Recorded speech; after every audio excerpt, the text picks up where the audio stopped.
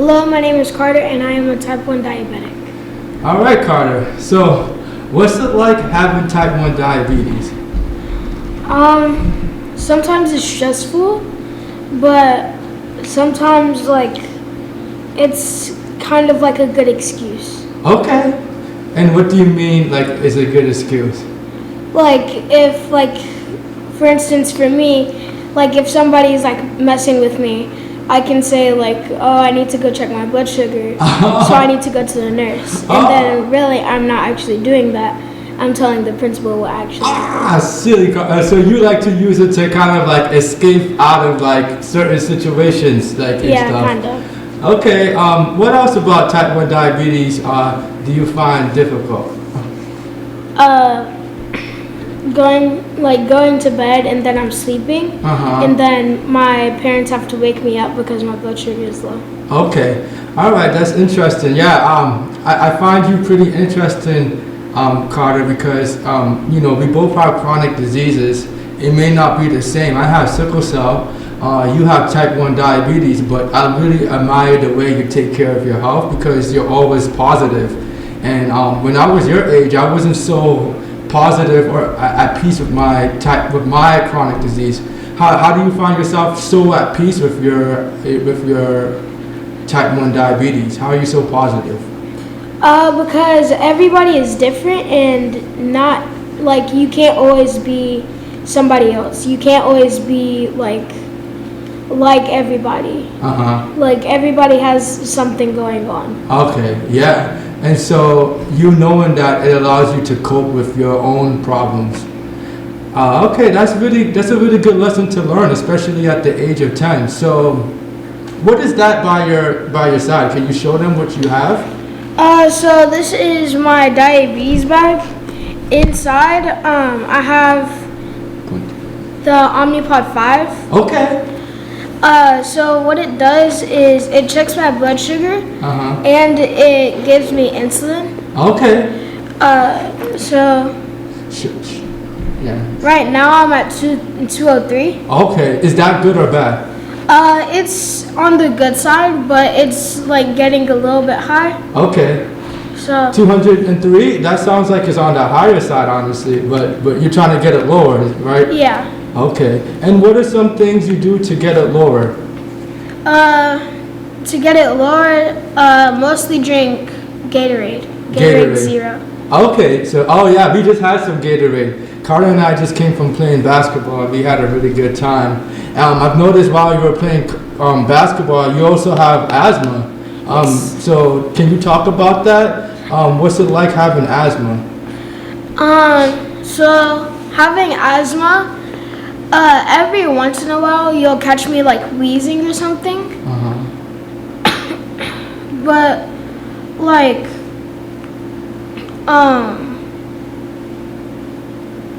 it's I've known a couple people that have asthma, but I've not met a lot of people that have diabetes. Wow. I've met 10 people that have asthma, but I've met only 3 people that have diabetes. Me too. And if I'm being honest, I remember because I knew so many people with asthma, when I was your age and when I was younger, instead of telling people I had sickle cell, I would honestly tell people I had asthma because I would felt like it was a lot easier to explain because people knew what that was, but people don't know what sickle cell was. So how does you don't know too many people with diabetes. Does that ever make you feel lonely or does it make you feel special because you feel like you're the only one who has it? How does that make you feel? Sometimes it makes me feel lonely, but sometimes it does make me feel special. Okay, how does it make you feel special? It makes me feel special because it makes me feel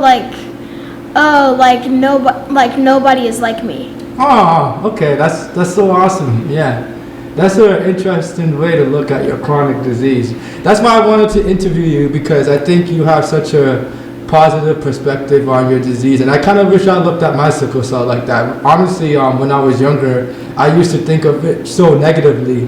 And it used to bother me, but I feel like you have such a better perspective on it. So how does that make you feel like that you knowing so many people with so many disabilities? Does that make you feel a lot less lonely? Do you like that, or is it? How do you feel about that? It makes me feel like we have each other's backs.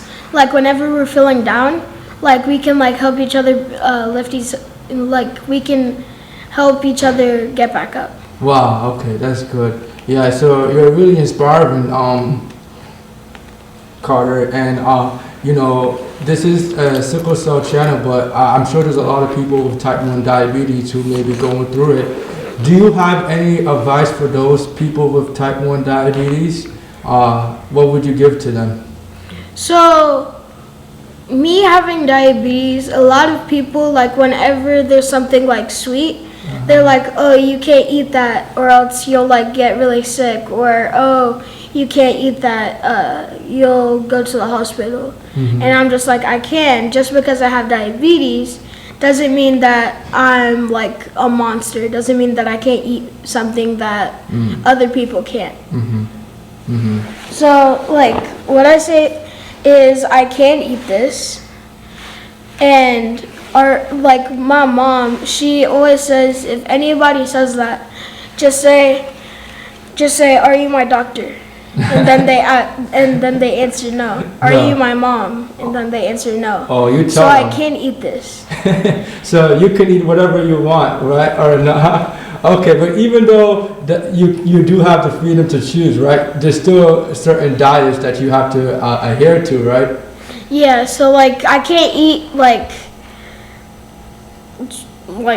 200 carbs at once. That's just too much. Like I have to like proportionate. Yeah, so you have to be proportionate. Yeah, I've noticed that when we go out to eat together, you're very particular with the type of foods you have. Like I've noticed you only get diet drinks instead of like juice or stuff. Like what kind of foods do you find yourself consuming more often because you have your type 1 diabetes?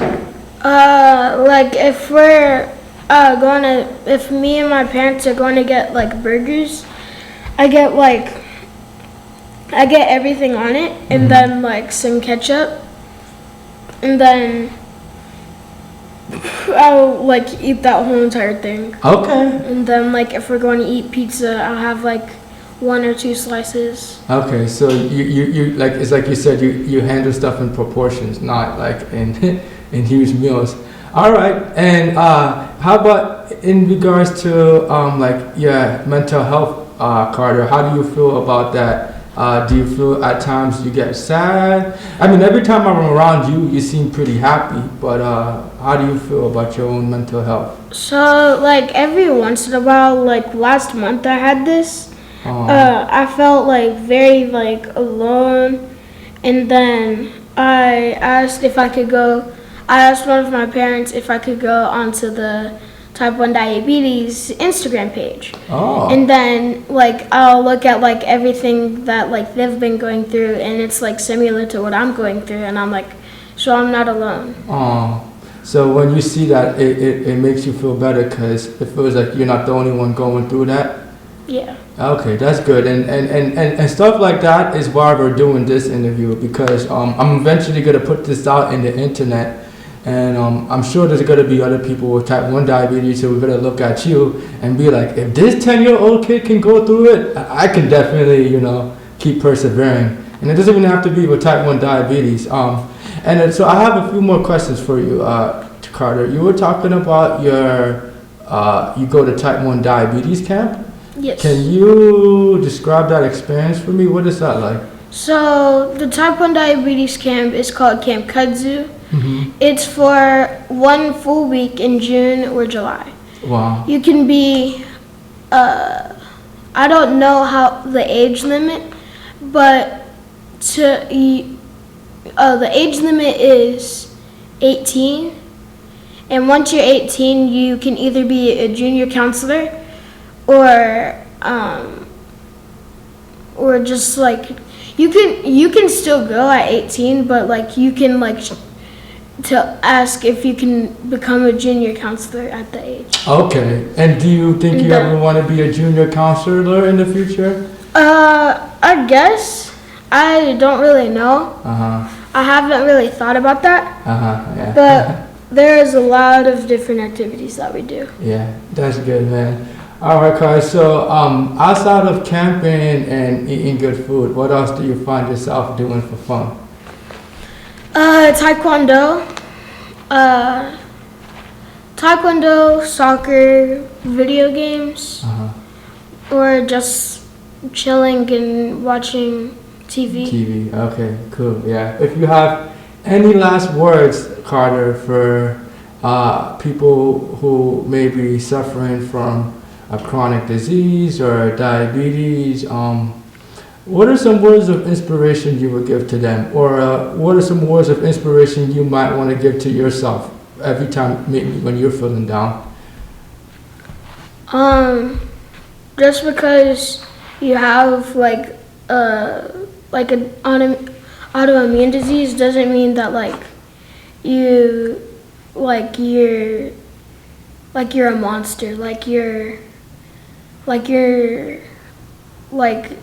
an abomination. Okay. Like people sometimes treat me like that, and I'm like, stop. Just because I have diabetes doesn't mean that I'm some type of disease. And then some people, that when I tell them that I have diabetes, run away from me because they think that it's contagious. Really? But then I tell them it's not. It's just in my immune system. It's not something that you can catch. Yeah, and that's what we call ignorance. And unfortunately, some people just don't know these things. And honestly, when I tell people I have sickle cell, some people don't know what that means. And they're like, oh, do you have an infection? And I say, no. And you can use that as an opportunity to educate them. Why do you think those people treat you wrong? Because they just don't know what it is. They just don't they don't really know what sickle cell you have, or diabetes, or that type of thing. Okay. Well, Carter, before I end this interview, I just want to say thank you for taking the time to speak with me. You didn't have to do this, but I just want to let you know that even though you may not know it, you're an inspiration to me. You really are. You help me in more ways than you know, and I'm glad to be a mentor. And I'm glad that you're my mentee because you teach me a lot, just like we teach each other. So thank you. You're welcome.